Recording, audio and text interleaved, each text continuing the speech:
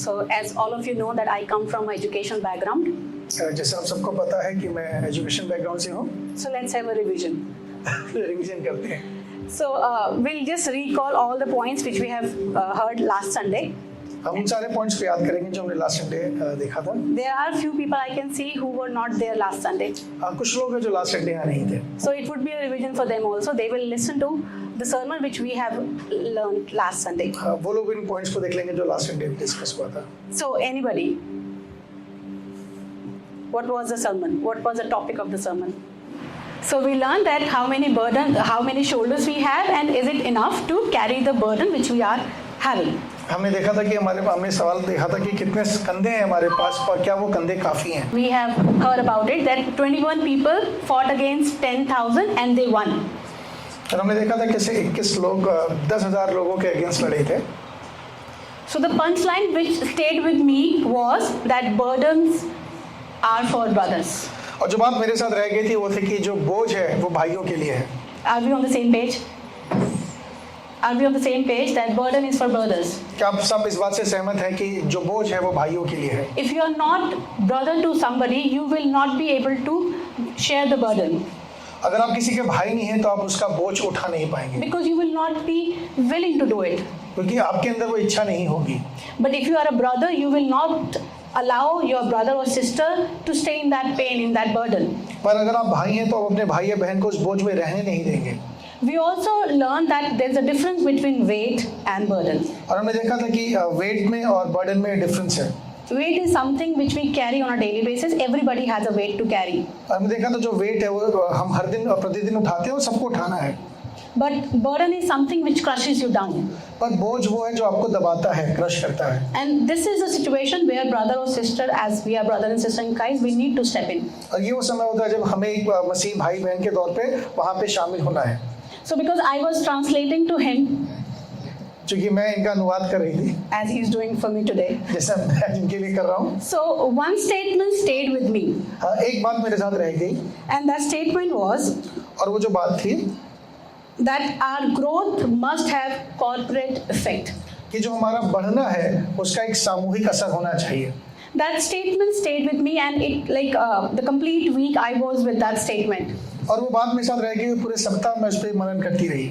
And Wednesday I got a call from Pastor Siddhant. Would you be sharing this Sunday, Didi? और बुधवार को pastor सिद्धांत ने call किया, मुझसे पूछा क्या आप इस संडे वचन बांटेंगी. So I started my sermon with that statement. और मैं उसी बात से अपना संदेश शुरू करूंगी. Please open with me 1 Thessalonians chapter 5 verse 11. Therefore, comfort each other and edify one another, just as you also are doing. इस कारण एक दूसरे को शांति दो और एक दूसरे की उन्नति का कारण बनो, निदान तुम ऐसा करते भी हो. Right. So if God is elevating us, there is a purpose behind it. अगर परमेश्वर आपको एलिवेट कर रहा है तो उसके पीछे परमेश्वर का एक उद्देश्य है. And that purpose is for the corporate effect. और वो इसलिए है कि उस बढ़ने का एक सामूहिक असर हो. And this verse tells that thing. और ये पद हमें वो बताता है. Can you please read it one more time? एक बार और पढ़ेंगे. Therefore, comfort each other and edify one another, just as you also are doing. इस कारण एक दूसरे को शांति दो और एक दूसरे की उन्नति का कारण बनो, निदान तुम ऐसा करते भी हो. In another translation, it is written, therefore encourage one another and build each other. एक दूसरे अनुवाद में लिखा है कि एक दूसरे को उत्साहित करो और एक दूसरे के बनने का कारण बनो. That means if I am strong enough in one particular area, इसका मतलब है अगर किसी लाइफ में किसी बात में अगर मैं बहुत स्ट्रांग हूँ, I should encourage and build the other person. और मैं तो मुझे चाहिए कि मैं दूसरे व्यक्ति को वैसा वहाँ पर मजबूत करूँ. Right?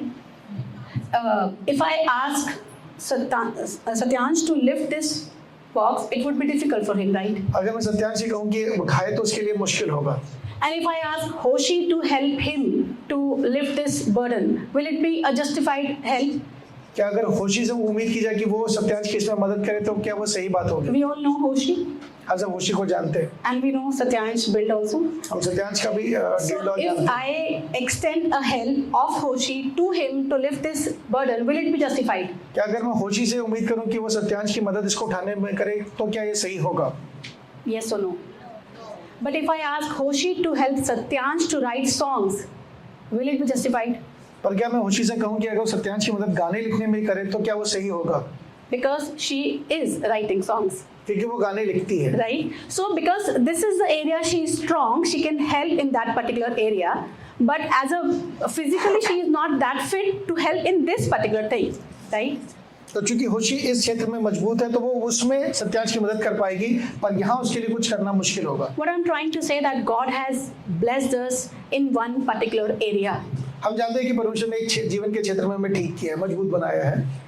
And God wants us to help other in that particular thing. और परमेश्वर चाहते हैं कि उस क्षेत्र में हम दूसरों की मदद करें। Are we together? क्या हम एक साथ हैं इस बात पे? Last Sunday we have seen an example of paralyzed person. पिछले सप्ताह में देखा था एक व्यक्ति जिसको लकवा है, उसका उदाहरण देखा था। 4 friends carried him to Jesus. और 4 मित्रों ने उसको यीशु के पास लेकर आए। Now think with me, if anyone out of those 4 is paralyzed, can that person help a paralyzed person? अगर उन चारों में से कोई व्यक्ति जिन्होंने मदद की उससे लकवा होता तो क्या वो उस लकवे के मारे को मदद कर पाते?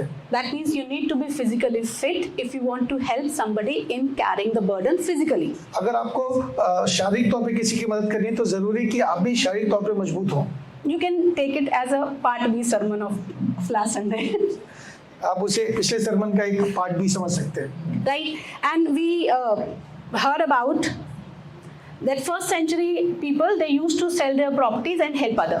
हमने देखा कि पहली सदी की कलीसिया में लोग अपनी संपत्ति बेचकर दूसरों की मदद करते थे। Now to help somebody by selling your property, you must have property. इसलिए अगर संपत्ति बेच के अगर मदद करनी तो आपके पास संपत्ति होनी चाहिए। Right? So what I'm trying to say that if you want to help somebody in one aspect, you must have a blessing of that particular area. अगर आप किसी को किसी क्षेत्र में मदद करना चाहते हैं तो ये अनिवार्य है कि आप उस जीवन के क्षेत्र में मजबूत हों। Read with me Romans chapter 15 verse 1. निदान हम बलवानों को चाहिए कि निर्बलों की निर्बलता को सहे, ना कि अपने आप को प्रसन्न करें। To bear the failing of weak, we need to be strong. जो निर्बल है, जो फेल हो रहा है, उसको सहने के लिए आपको बलवान होने की जरूरत है। And this is the reason God blesses people so that they can share the burden of others. ये कारण है कि परमेश्वर लोगों को आशीष देता है कि वो दूसरों का बोझ उठा सके। How many of us, we are sitting in this room, how many of us think that God has blessed us beyond our measure, beyond our capacity, beyond our expectations? आप इसे कितना होता है कि परमेश्वर ने आपको अपनी क्षमता और आपकी काबिलियत से बाहर आशीष दी है। The places where we are working, we don't deserve that place. हम जहाँ काम कर रहे हैं हम उस योग्य नहीं कि वहाँ काम करें। The position we are holding, we are not worthy enough to have that position in our lives. जिन जगह पे हम बैठे हैं वहाँ बैठने के योग्य हम नहीं हैं। So why God has let that thing happen in your life? परमेश्वर ने ऐसा क्यों होने दिया है आपके जीवन में? He must have a reason. परमेश्वर के पास एक कारण है। Right? We learn from Bible that the line that, as I told you, that our elevation must have corporate effect. वो बात की जहाँ पे लिखा था, जो कहा गया था कि हमारा बढ़ना उसका एक सामूहिक असर होना चाहिए। So please keep that line in your mind. इस बात को अपने मन में रखिए। And please look, please let your life go through in front of your eyes that God has blessed you and God wanted you to be a corporate blessing. और अपने पूरे जीवन को स्मरण कीजिए और देखिए कि परमेश्वर ने आपको जो आशीष दी है वो चाहता है कि उसका एक सामूहिक असर हो। God blesses Abraham. परमेश्वर ने अब्राहम को आशीष दी। We can read that thing, chapter 12, verse 2nd and 3rd Genesis. उत्पत्ति उसका 12वां अध्याय, Verse 2nd and 3rd. उसका 2रा और 3रा पद। Genesis 12 verse 2. I will make you a great nation. I will bless you and make your name great. And you shall be blessing. I will bless those who bless you. And I will curse him who curses you. And in you all the families of the earth shall be blessed. और मैं तुझसे एक बड़ी जाति बनाऊंगा और तुझे आशीष दूंगा और तेरे नाम को बड़ा करूंगा और तू आशीष का मूल होगा और जो तुझे आशीर्वाद दे उन्हें मैं आशीष दूंगा और जो तुझे कोसे उसे मैं श्राप दूंगा और भूमंडल के सारे कुल तेरे द्वारा आशीष पाएंगे। God has a clear purpose, a clear vision why I am blessing Abraham. परमेश्वर के पास बहुत एक स्पष्ट निर्णय है, एक दृष्टि है कि क्यों वो अब्राहम को आशीष देना चाहते हैं। He said, I will make you into a great nation. मैं तुझे एक बड़ी जाति बनाऊंगा and I will bless you. और मैं तुझे आशीष दूंगा। Next line it says, and you will be a blessing. और तू आशीष का मूल होगा। story is not ending where I am blessing you, it's done. No, now you would be a blessing to others. कहानी वहां रुक नहीं गई जहां परमेश्वर ने कहा कि मैं तुझे आशीष दूंगा, पर तू आशीष का कारण होगा। And says all people on earth will be blessed through you. और भूमंडल के सारे कुल तेरे द्वारा आशीष पाएंगे। And you please replace the name of Abraham and put your name here. और आप यहाँ से अब्राहम का नाम हटा के अपना नाम रखिए। And read the same verse in your mind that God has blessed you to bless others. और इससे अपने इसको पढ़िए और कहिए कि परमेश्वर ने मुझे आशीष दी है तो मैं दूसरों को आशीष दूं। And through you, He wants to bless nations. और आपके द्वारा वो राष्ट्रों को आशीष देना चाहते हैं। We will see so many illustration today, but everywhere I want you to replace the character and put your name there. और हम बहुत से उदाहरण देखेंगे और मैं चाहती हूँ हर जगह उस व्यक्ति का नाम हटाकर अपना नाम रख लें। And one thing which you will observe in all the characters, और एक बात तो हम सारे इन चरित्रों में देखेंगे, they have obtained favor in the sight of God, इन सब ने परमेश्वर की दृष्टि में अपने लिए अनुग्रह पाया है, but it was not easy. पर वो आसान नहीं था। They have gone through a long journey of suffering, pain and rejection. उन्होंने बहुत सा दर्द सहा है, बहुत सा रिजेक्शन सहा है। If you see Abraham, अगर आप अब्राहम को देखें, he gone through a test where he had to sacrifice his son. वो एक ऐसे परीक्षा में गया जहाँ उसे अपने पुत्र को बलिदान करना था। And because he had faced that test is not in front of us. और चूंकि उसने वो परीक्षा देख ली, हमें वो परीक्षा नहीं देनी पड़ी। Now God is saying that through you the blessing will be there. और तुम परमेश्वर कहते तेरे द्वारा बाकी लोग आशीष पाएंगे। Right? So we are not going through that test which he had faced. उसने जो परीक्षा देखी वो हमें नहीं देखनी पड़ी। Right? So he obtained the blessing, he obtained the favor by showing the obedience to God. उसने वो अनुग्रह और वो कृपा पाई परमेश्वर के प्रति आज्ञाकारिता दिखाकर। But God says, whosoever will bless you, I will bless him. पर जो तुम्हें आशीष देगा मैं उसे आशीष दूंगा, परमेश्वर ने कहा। That person does not have to cross the journey. He does not have to cover that journey which Abraham has. उस व्यक्ति को जो आशीष पा रहा है उसे वो जीवन नहीं जीना पड़ रहा जो अब्राहम ने जिया। Same way in our life, you may think that I am on a position, I have suffered a lot. आप लोगों को लगता होगा कि आप एक जगह पर पहुंचे और आपने बहुत परिश्रम किया, बहुत दर्द सहा है। I had gone through a lot of pain and rejection. Now that's the reason I am in position today. और आपको लग रहा है कि नहीं बहुत कुछ मैंने सहा है इसलिए मैं इस जगह पर बैठा हूँ। Now the other person should feel the pain to reach to that position. दूसरे व्यक्ति को भी वो दर्द सहना चाहिए उस जगह पे पहुंचने के लिए। No. If you have reached to a position, if you have gained the favor of God, extend it to your brother and sister. अगर आपने वो अनुग्रह और कृपा परमेश्वर से पाई है उसे बढ़ाइए अपने भाई बहनों के लिए। We'll see the life of Joseph. हम यूसुफ का जीवन देखेंगे। We all, like we can see that Joseph was a prime minister to Egypt. हम जानते हैं सब मिस्र का वो प्रधानमंत्री था। But again, it was a long journey of pain, rejection and suffering. और बहुत दर्द भरा बहुत लंबा एक सफर था।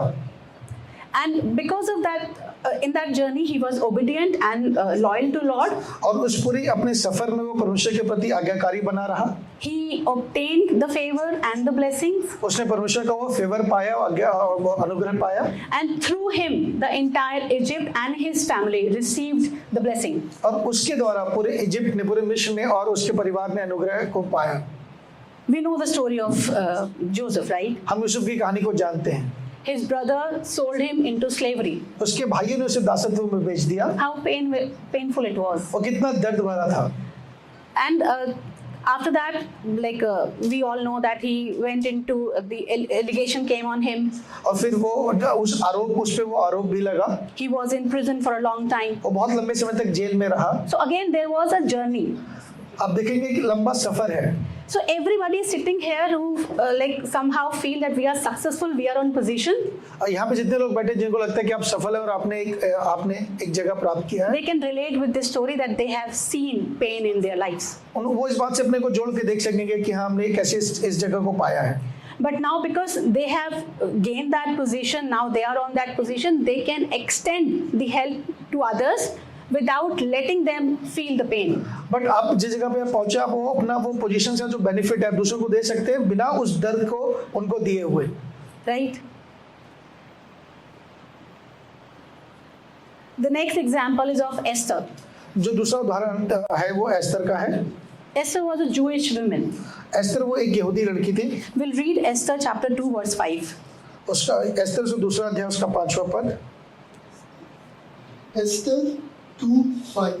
In Shushan the citadel there was a certain Jew whose name was Mordecai, the son of Jair, the son of Shimei, the son of Kish of Benjamin. Kish had been carried away from Jerusalem with the captive who had been captured with Jochanai, king of Judah, whom Nebuchadnezzar, the king of Babylon, had carried away. Right. So this verse says that she was a Jewish girl and she was into slavery. Right? और वो यहाँ लिखा है कि वो एक यहूदी लड़की थी और वो बंधुआई में थी. Right? Because it tells about Mordecai and Mordecai is a relative to her. और यहाँ वो मुद्रिका के बारे में लिखा, वो उसका एक संबंधी था. So situation is not favorable to her. जो परिस्थितियां हैं वो उसके लिए अनुरूप नहीं है. She is scared of the situation. You will read later. She did not disclose her identity because she was scared of telling everybody that I am a Jewish girl. और वो अपनी परिस्थिति से डरी हुई थी. आप आगे देखें कि उसने लोगों को बताया नहीं कि वो यहूदी है क्योंकि वो डरी हुई थी. And she, otherwise, she was very obedient kind of girl. पर इसके अलावा बहुत वो आज्ञाकारी किस्म की लड़की थी. Mordecai asked her to be in the palace of king, and she agreed. और मुद्रिका ने जब उसे कहा कि तुझे गढ़ में जाना है तो उसने मना नहीं किया. We'll read this verse where it says, chapter 2, verse 8. 8 and 9. For it was when the king's command and decree were heard, and when many young women were gathered at Shushan the citadel, under the custody of Hagar, that Esther also was taken to the king's palace, into the care of Hagar, the custodian of the woman. Verse 9. Now the young woman pleased him, and she obtained his favor. So he readily gave beauty preparation to her, besides her allowance. Then 7 choice maidservants were provided for her from the king's palace, and he moved her and her maidservants to the best place in the house of the woman. Right. Verse 8 says that she agreed and she obeyed Mordecai and she went to king's palace. और 8वां पद कहते हैं कि मुद्रिका ने जब उसको कहा तो उसने वो बात मानी और वो राजभवन में गई. Verse 9 we could have skipped, but I wanted you purposely to read this verse. और जो 9वां पद है उसे हम स्किप कर सकते थे, पर मैं चाहती थी कि आप उसे पढ़ें.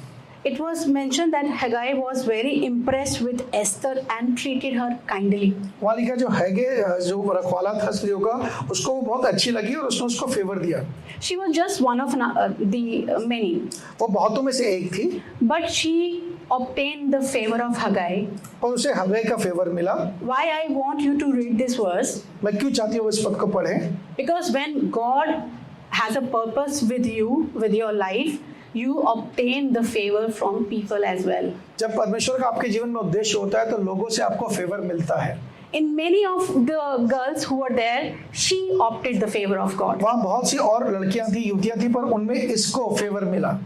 Why? Because God has a plan with her life. क्योंकि परमेश्वर के पास इसके लिए एक योजना थी.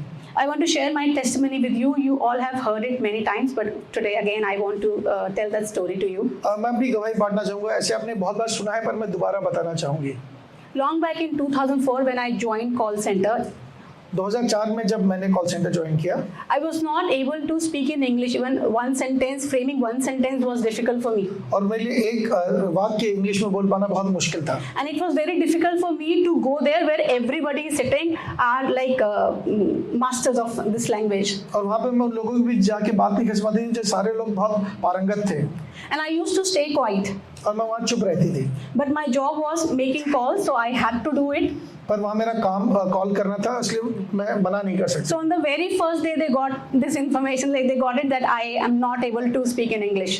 और पहले ही दिन उनको पता चल गया कि मुझे इंग्लिश नहीं आती. And they decided that they will remove me. और उन्होंने निर्णय लिया कि मुझे वहाँ से हटाएंगे. And my TL from nowhere he came in the picture. और जो मेरे टीम लीडर थे वो आए. And he spoke to my floor manager and he said, और उन्होंने फ्लोर मैनेजर से ये बात कही कि sir give me 1 month. मुझे 1 महीना दीजिए. I'll work on this girl. मैं इस पे काम करूँगा. And she will be a resource to us. और वो हमारे लिए एक संसाधन होगी. My manager was very clear. जो मेरे मैनेजर थे वो बहुत स्पष्ट थे. You take 1 month, no problem. आप उन्हें 1 महीना लीजिए. But I know nothing would change. पर मुझे पता है कुछ बदलेगा नहीं. If she is not able to speak 1 line, अगर वो 1 लाइन नहीं बोल what पाती, miracle will you do in a month? 1 महीने में आप क्या चमत्कार कर लेंगे. And my team leader he is stranger, like he was stranger to me, और जो वो मेरे टीम लीडर थे वो मेरे लिए एक अनजान व्यक्ति थे, but he extended that help पर उन्होंने मेरे लिए वो मदद एक्सटेंड की, because I am sure that God had a plan with me in that particular organization. क्योंकि मैं जानती थी, मुझे विश्वास है कि परमेश्वर का एक योजना थी मेरे लिए उस जगह के लिए।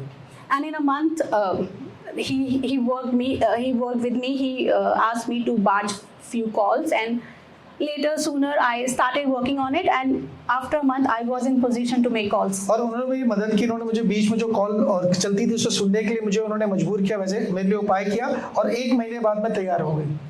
27th of February was the day, 27 फरवरी वो दिन था, last day of my working in that organization. Like उस ऑर्गेनाइजेशन में मेरा वो आखिरी दिन था। February 1st I joined, and 27th of February I requested them that sir, tomorrow you are otherwise removing me from the organization. और मैंने 27 फरवरी को कहा कि ऐसे भी आप मुझे कल हटाने वाले हैं, I want to make calls. मुझे कॉल करने दीजिए। And he said, okay, fine, no problem.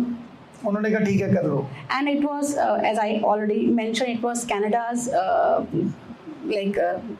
project. और जो जिस प्रोजेक्ट पे हम गए थे वो कनाडा का कॉल सेंटर था, And it was difficult to crack one sale in a day. और वहाँ वो पूरे दिन में एक सेल कर पाना बहुत मुश्किल था, And before lunch, I cracked 3. और उस दिन मैंने लंच के पहले 3 सेलिंग कर ली थी। And all this happened because somebody extended his help to me. और ये सब इसलिए हुआ क्योंकि किसी ने मेरी मदद की थी। And same way, like if you are God's chosen and if you go to world, इसलिए अगर आप परमेश्वर के चुने हुए और आप संसार में जाते हैं, you will find people helping you out of the way. आप पाएंगे कि लोग आपकी बाहर मतलब एक्स्ट्रा जाके आपकी मदद कर रहे हैं। And like the story goes on, there are so many other examples, but we'll discuss later on. ऐसी बहुत सी और बातें जो हम आप आगे देखेंगे। Now we'll come back to Esther, हम एस्तर की बात फिर से देखेंगे, chapter 4, verse 14. उसका 4वां अध्याय उसका 14वां पद। For if thou altogether holdest thy peace at this time, then shall their enlargement and deliverance arise to the Jews from another place. But thou and thy father's house shall be destroyed. And who knows whether thou art come to the kingdom for such a time as this? क्योंकि जो तू इस समय चुपचाप रहे तो और किसी न किसी उपाय से यहूदियों का छुटकारा और उद्धार हो जाएगा, पर यदि तू अपने पिता के घराने समेत नाश होगी, फिर क्या जाने तुझे ऐसे ही कठिन समय के लिए राजपद मिल गया हो।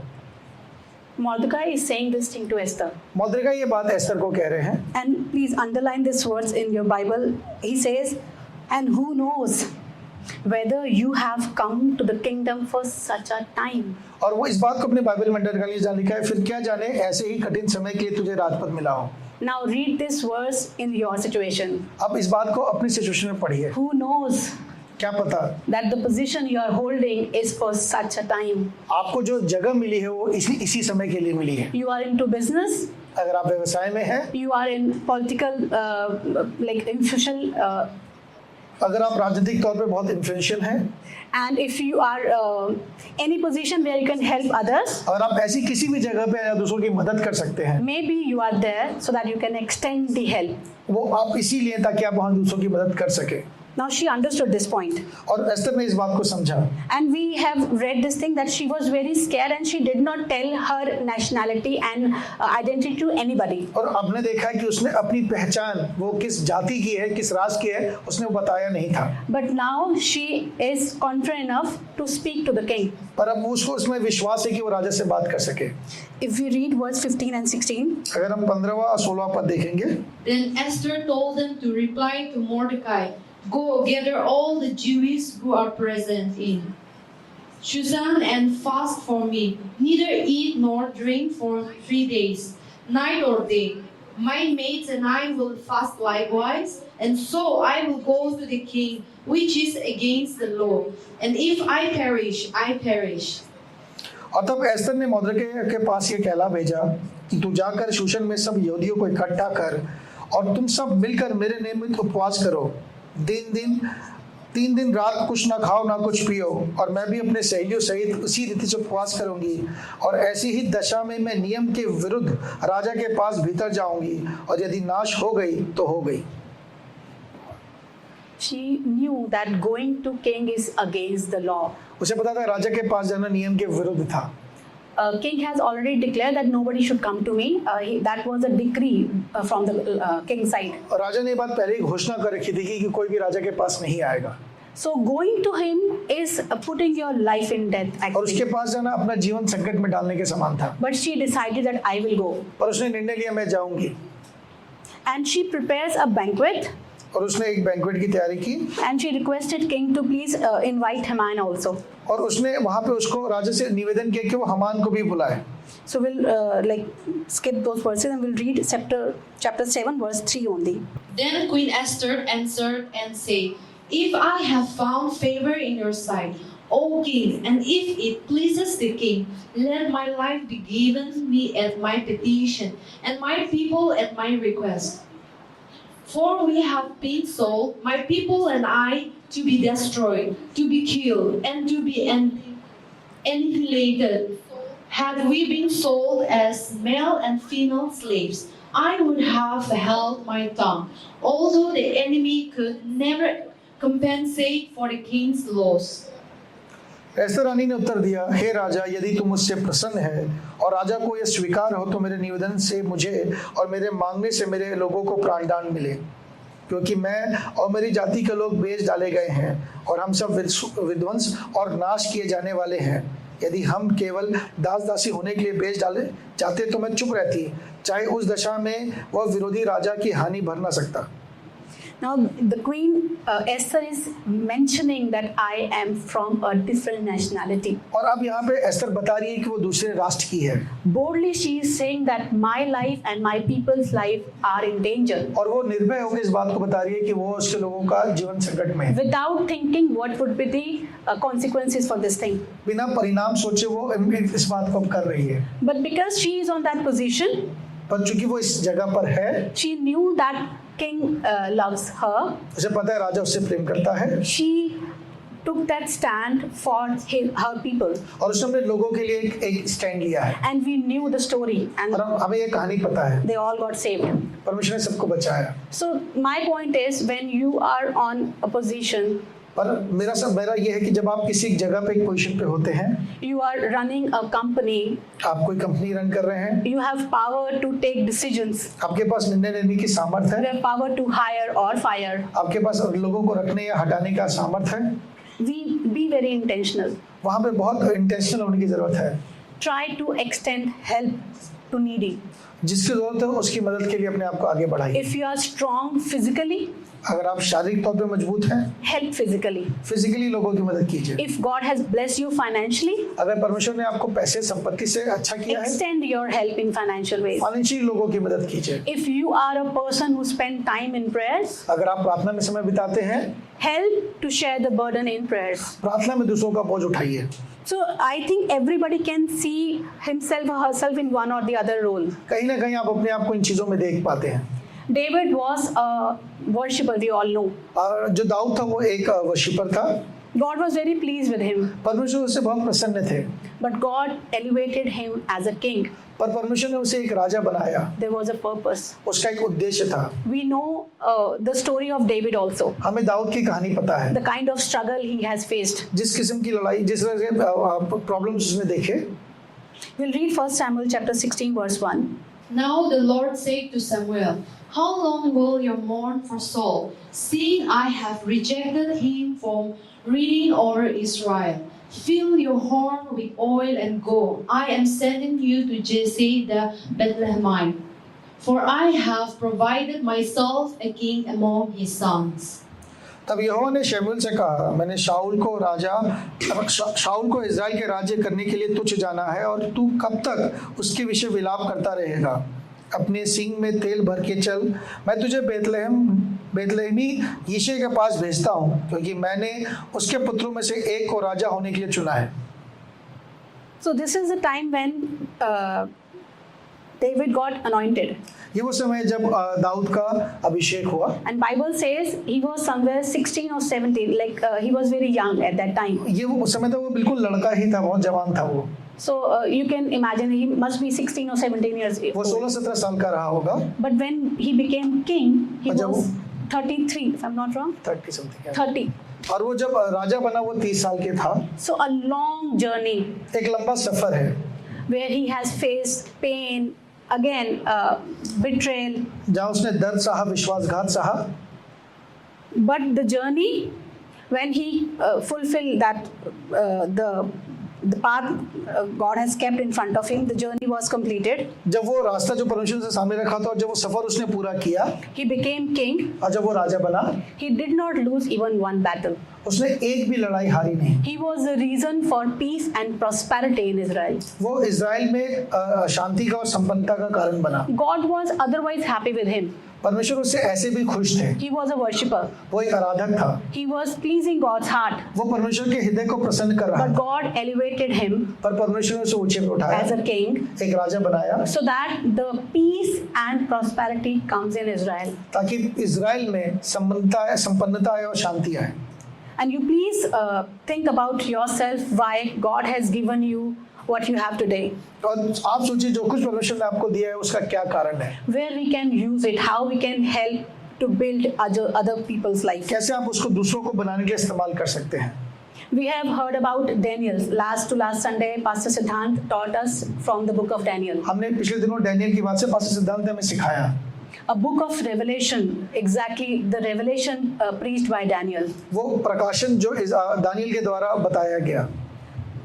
To write that book, again, he suffered a lot. उस किताब तो उस बात को लिखने के लिए दानियल ने बहुत कुछ सहा। He was into slavery. वो बंधुआई में था, From there, he got promoted, वहां से वो उसका प्रमोशन हुआ। right? Babylon, he got a position in Babylon. वो बेबीलोन में एक ऊंची जगह पर आसीन हुआ And because of his wisdom, he was able to write the book, और अपनी समझ से उसने कुछ उस किताब को लिखा, which we are using as a reference today itself. जो आज हम एक रेफरेंस की तरह इस्तेमाल करते हैं। So God has blessed us with different gifts, परमेश्वर ने हमें अलग अलग वरदानों से, गिफ्ट से आशीष दी है and there's a purpose behind every gift. और उस सब के पीछे एक उद्देश्य है। If you are wise, अगर आप बहुत समझदार हैं, there's a purpose. उसका एक उद्देश्य है। If you are like a prayerful person, अगर आप प्रार्थना करने वाले हैं, there's a purpose. उसका एक उद्देश्य So है। we need to understand why God has given this particular gift to me. और हमें समझना चाहिए कि परमेश्वर ने मुझे ये आशीष, ये वरदान क्यों दिया है। We are here to encourage and support each other. हमें एक दूसरे को यहाँ पे उत्साहित करने के लिए और एक दूसरे को बनाने के लिए रखा है। Now, you may think that we are not king, we are not in politics, we are not running any business, we are a normal people. और आप सोचेंगे कि हम राजा नहीं हैं, हम पॉलिटिक्स में नहीं हैं, हम साधारण लोग हैं। There are few people who are thinking this is not for me because I am not holding any position which is very like where I'm in on position where I have authority. और आप में से कुछ सोच रहे होंगे कि मेरे पास तो कोई अधिकार का जगह ही नहीं है, मैं ये तो मैं साधारण सा व्यक्ति हूँ। But my God has given every person, he has given one or the other gift. पर परमेश्वर ने हर एक व्यक्ति को कोई ना कोई वरदान दिए हैं। You know Ruth and Naomi? आपको रूथ और नयोमी के बारे में पता है? Ruth had nothing to give or to offer. Ruth के पास कुछ भी नहीं था देने के लिए किसी को। Ruth chapter 1 verse 16 if you read. Ruth उसका पहला अध्याय उसका 16 पद अगर आप देखेंगे, Entreat me not to leave you or to turn back from following after you. For wherever you go, I will go, and wherever you lodge, I will lodge. Your people shall be my people, and your God my God. Where you die, I will die, and there will I be buried. The Lord do so to me, and more also, if anything but death parts you and me. Ruth बोली, मुझसे ये विनती ना कर कि मुझे त्याग कर लौट कर जा, क्योंकि जिधर तू जाए उधर मैं जाऊंगी, जहाँ तू टिके वहाँ मैं टिकूंगी, तेरे लोग मेरे लोग होंगे और तेरा परमेश्वर मेरा परमेश्वर होगा। जहाँ तू मरेगी वहाँ मैं भी मरूंगी, और जहाँ मुझे मिट्टी दी जाएगी और वहीं मुझे मिट्टी दी जाएगी। यदि मृत्यु छोड़ और किसी कारण से मैं तुझसे अलग हूँ, तो यहोवा मुझसे वैसा ही करे, वरन उससे अधिक करे। Or do you think is it a calling? तो आप में से कितना लगता है कि ये भी एक बुलाहट है? Ruth denied to leave her mother-in-law. Ruth ने अपनी सास को उससे अलग होना मना कर दिया। In our families, हमारे परिवार we में can extend support and encouragement in this way also. हम इस तरीके से भी अपने लोगों को उत्साहित करते हैं, उनके साथ एक सपोर्ट एक्सटेंड करते हैं। right? So if you think that you are not in a position where you can help a great gathering, अगर आप किसी बहुत बड़े लोगों को, अगर समूह को अगर आप उनको ब्लेस नहीं कर सकते, you can be a help to your family. आप अपने परिवार के लिए एक मदद हो सकते हैं। Ruth denied to leave her mother-in-law. Ruth ने अपनी सास से अलग होना मना कर दिया, And we know latest chapter, if you read, she became the reason to bring blessing to the family. और आप आगे देखेंगे कि उसके कारण से पूरे परिवार को आशीष मिली। We can extend emotional support. हम लोगों को जो इमोशनल सपोर्ट है वो एक्सटेंड कर सकते हैं। Maybe I cannot help her in her situation, but I can listen to her problem. हम किसी को सपोर्ट नहीं कर सकते, पर उनकी पूरी बात हम सुन सकते हैं। If you extend listening ears, again, it is a support which you can bring to your brother and sister's life. अगर आप किसी की पूरी बात सुन लें तो वो भी एक किस्म का सपोर्ट है। Right? Encouraging in prayers, lifting them in prayers is again a support. अब प्रार्थना में किसी की मदद करना, उनके लिए प्रार्थना करना, वो भी एक सपोर्ट है। We know about Jonathan and David's friendship, right? हम योनातन और दाऊद की मित्रता को जानते हैं। Jonathan's father Saul was against David, जो योनातन के पिता शाऊल हैं वो दाऊद के विरोध में थे, but Jonathan stood as a friend with David. पर योनातन एक मित्र के समान दाऊद के साथ खड़ा रहा। Can we relate somewhere? Can we stand as a friend when our friend is in need? क्या हम किसी का मित्र बनकर एक मित्रता के तौर पर किसी के साथ खड़े हो सकते हैं? So there are ways in our practical life. There are ways where we can extend our help and support to our brother and sister. एक प्रैक्टिकल लाइफ में, एक प्रैक्टिकल तरीके से हम एक दूसरे के साथ खड़े हो सकते हैं। So as a body of Christ, our focus should be building the lives of brothers and sisters. एक मसीह की देह के तौर पे हमारा काम है कि हम अपने भाई बहनों के जीवन को बनाएं, Please read with me Ephesians chapter 4 verse 16. जिससे सारी देह एक जोड़ की सहायता से एक साथ मिलकर और एक साथ गठकर उस प्रभाव के अनुसार जो हर एक भाग के परिणाम में उसमें होता है, अपने आप को बढ़ाती है कि प्रेम में उन्नति करती जाए। Can you please read in English? For his body has been formed in his image and is closely joined together and constantly connected as one. And every member has been given divine gifts to contribute to the growth of all. And as these gifts operate effectively throughout the whole body, we are built up and made perfect in love. Praise Lord. So every single muscle, every bone is important. इसलिए हर एक मांसपेशी, हर एक हड्डी जरूरी है। Because from whom the whole body joined and held together by every joint. हर एक मिलकर एक साथ गठकर। Right? So every person, everybody, we are sitting here, every person, we all make a body of Christ. हम सब मिलकर मसीह की देह हैं। We all are equally important. हम सब बराबर तौर पे हम सब इम्पोर्टेंट हैं। Brain is important and this finger is also important. जिस तरह दिमाग जरूरी है वैसे ये उंगली भी जरूरी है। Right? So we all together build the body of Christ. हम सब मिलकर देह बनते हैं So Masih this is our responsibility ये हमारी जिम्मेवारी है to understand why God has blessed us. कि हमें परमेश्वर ने क्यों आशीष दी है, To understand the purpose behind our blessings. हमारी आशीषों के पीछे का कारण क्या है। And when you are blessed, try to be a blessing to somebody. जब आपको आशीष मिलती है तो आप किसी और के लिए आशीष बनने का प्रयास करें। By bearing one another's burden, we can create a supportive and loving community. हम एक दूसरे का बोझ उठाकर एक ऐसा समूह बनते हैं जहाँ प्यार है और लोग एक दूसरे की सहायता करते हैं। And that actually reflects the teaching of Christ. और ये यीशु मसीह की जो शिक्षा है उसको रिफ्लेक्ट करता है। And we demonstrate His love through our actions. और उसका प्रेम हम अपने कार्यों के द्वारा प्रदर्शित करते हैं। Amen. So last Sunday when we have learned about sharing burdens, जब पिछले सप्ताह हमने बोझ उठाने को सीखा, this Sunday we are learning that the importance why God has blessed and kept us on a position. क्यों परमेश्वर ने हमें आशीष दी और हमें एक पोजीशन पे रखा है। Can we relate both the things? क्या हम दोनों बातों को मिला के देख सकते हैं। So this is the reason God has made us stronger so that we can bear the failing of weak people. इसलिए परमेश्वर ने हमें बलवान बनाया कि हम निर्बलों की निर्बलता को सह लें। So if you found yourself strong in one area, अगर आप अपने आप को जीवन के किसी क्षेत्र में बलवान पाते हैं, try to extend help if you find anybody else is failing in that particular अगर area. आप उसी क्षेत्र में किसी को कमजोर होता हुआ देखें तो वहाँ उसकी सहायता कीजिए।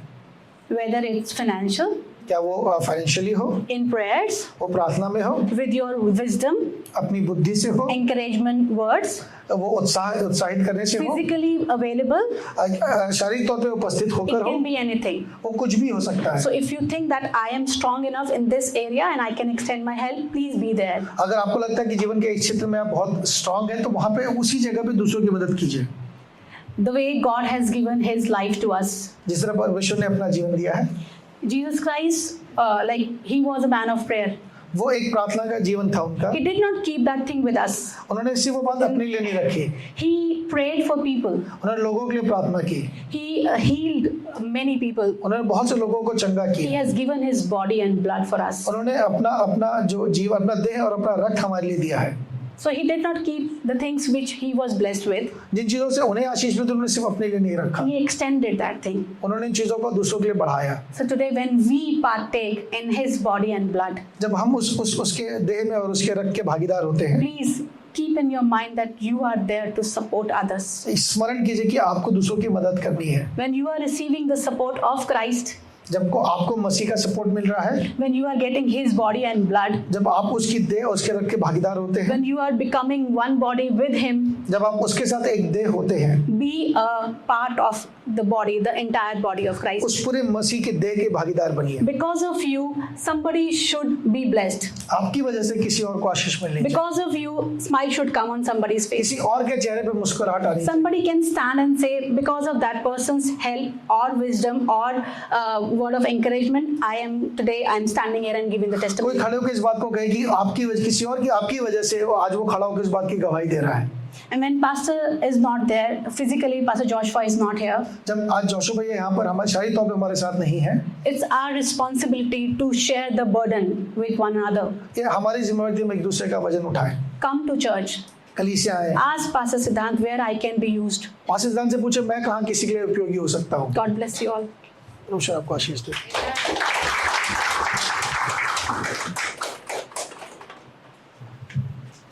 Thank you. हालेलुया। और अच्छा प्रचार करना पड़ेगा अगली बार। देखिए, जो दीपा ने कहा, दो बातें मुझे मतलब मेरे लिए बहुत अच्छी थी, मेरे सीखने के लिए थी। एक बात, कई बार हम चीज़ों को रिवर्स रीजनिंग समझ में आता है आपको? रिवर्स रीजनिंग, जब कोई बात सीधे तरीके से नहीं समझ में आए तो उसको हम आउटकम से सीखते हैं। अगर हम इनपुट से आउटपुट पे नहीं जाते तो हम आउटपुट से इनपुट को समझते हैं। That's called reverse reasoning. कई लोगों की आशीषें इसलिए एक स्तर पे आके रुक गई हैं क्योंकि वो उद्देश्य को नहीं समझ रहे। कई बार आपको लगता है कि मैं एक जगह पे आके ठहर गया, मेरा जीवन, हाँ शुरुआती सालों में मैं मसीह के साथ बहुत तेजी से ग्रो किया, बहुत अच्छी से एक जगह, मतलब जो मैं करता था मुझे आशीष मिलती थी, पर अब लगता है इतने साल हो गए जगह पे आके रुक गया। कितने लोगों को ऐसा लगता है? If you feel like that, then you need to understand the purpose of blessing. आशीषें व्यक्तिगत नहीं होती। Hallelujah. Turn to your neighbour, अपने पड़ोसी को कहिए, आशीषें व्यक्तिगत नहीं होती, पर्सनल नहीं होती। कहिए, मैं देख रहा हूं। एक उद्देश्य है, एक उद्देश्य है कि जब परमेश्वर आपको आशीषित करे, when you receive blessing, that blessing must have a corporate effect. परमेश्वर ने अगर मुझे किसी बात में योग्य बनाया है, परमेश्वर ने मुझे किसी बात से अगर ब्लेस किया, मुझे कोई वरदान दिया है और वो वरदान सिर्फ अगर मैं अपने लिए इस्तेमाल कर रहा हूं, तो यकीन जानिए एक दिन वो वरदान की जो क्षमता है वो कम हो जाएगी। मैं एक बात बोलता हूं जो बड़ी अच्छी बात लगती है। मैं कहता हूं जो दिया जलता है ना, वो तेल खींच लेता है। किसने दिया जलाया है, कभी देखा है?